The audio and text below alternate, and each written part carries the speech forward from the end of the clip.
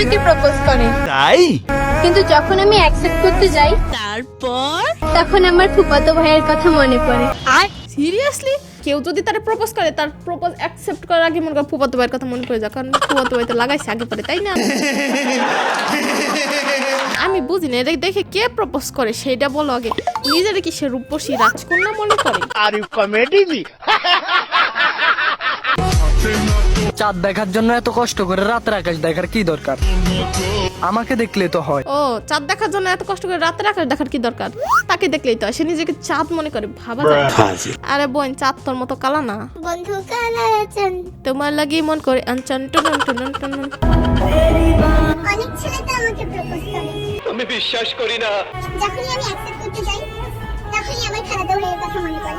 সুটিয়ে লাল করে দেবো, নোংরামি বার করে দেবো। না জানে কোন ছেলের কপাল এত খারাপ যে নাকি এর প্রপোজ করে।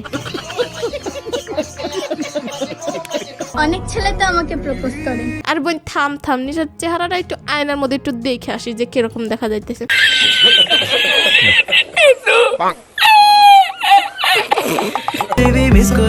আই লাভ ইউ, এটা তো আমাকে অনেকেই বলে, আরে মুঝে চক্কর আনে লগ গয়া আব। কিন্তু যখনই আই লাভ ইউ টু বলতে যাই তোমার কথা মনে পড়ে।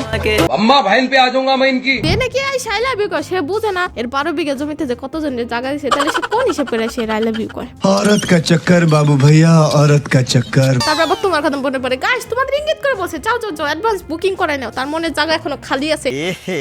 रहा नहीं जाता, तड़प ही ऐसी है ना।